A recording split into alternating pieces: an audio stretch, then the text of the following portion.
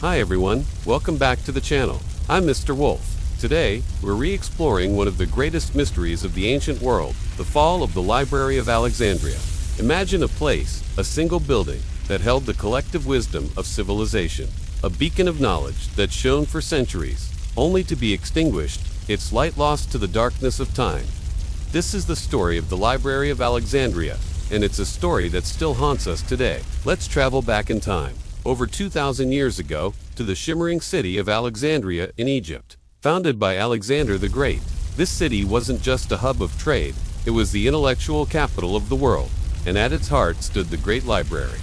This wasn't just a collection of books as we know them. It was a sprawling complex, a university, a research institute, and a sanctuary for the greatest minds of the era. Scholars from across the known world, Greece, Persia, India, Africa flocked here. The mission of the library was breathtakingly ambitious, to collect all the knowledge in the world. Every ship that docked in Alexandria's harbor was searched. Any scrolls found were copied by hand. The originals were kept in the library, and the copies were returned to the owners. It's said that at its peak, the library held between 400,000 and 700,000 papyrus scrolls. Can you even picture that? It was the ancient world's internet, a physical cloud of human thought. Here, geniuses like Eratosthenes calculated the circumference of the earth with astonishing accuracy, using just a stick and its shadow. Here, Archimedes, the father of engineering, developed his groundbreaking principles. Euclid wrote Elements, the textbook for geometry that would be used for 2 millennia. Herophilus, a pioneer in medicine, studied human anatomy and discovered that the brain, not the heart, controlled the body. It was a place where science, philosophy, literature, and art converged and flourished. Every scroll was a universe of ideas, a conversation with the past, and a message to the future. So, what happened? How could such a monumental institution, the very symbol of human intellect, simply vanish? The story of its destruction is not a single, dramatic event, but a slow, painful decay, a death by 1,000 cuts. It's a tale of fire, war, neglect, and the shifting tides of politics and ideology.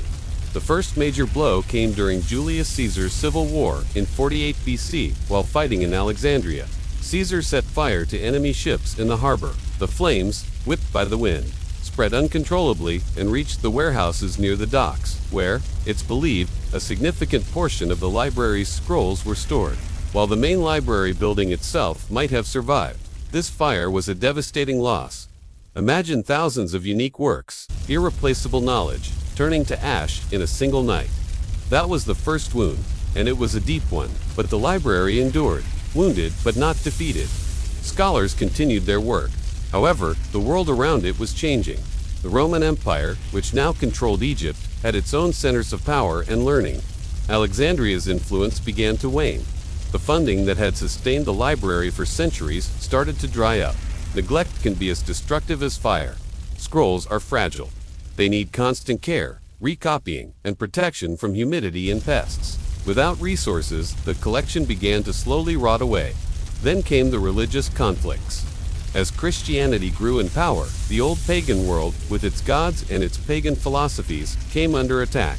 The library, with its vast collection of pre-Christian thought, was seen by some as a symbol of an old world that needed to be erased.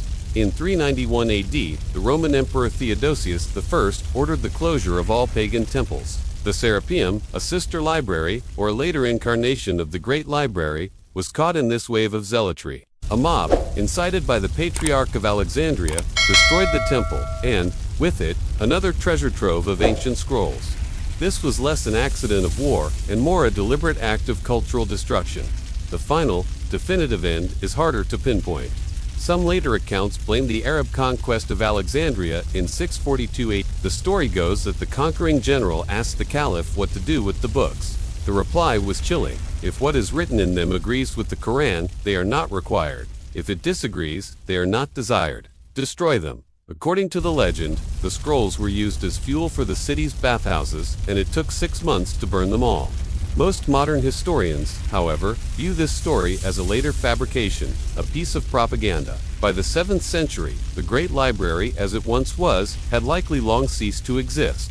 What remained was probably a ghost, a collection of scattered, neglected remnants. The true tragedy is not just the loss of the scrolls themselves, but the knowledge they contained. We lost entire branches of science, untold numbers of plays, poems, and histories. Think of the playwright Sophocles. We know he wrote over 120 plays, but we only have 7. Where are the others? Most likely, they were in Alexandria. We have fragments of Berosus's history of Babylon, of Manetto's history of Egypt. The full versions, gone. How many scientific discoveries had to be rediscovered centuries later? We'll never know the full extent of what was lost, but it is, without a doubt, a wound in the timeline of human progress. We were set back by centuries. So, what's the lesson here? The story of the Library of Alexandria is a powerful, cautionary tale. It teaches us that knowledge is fragile.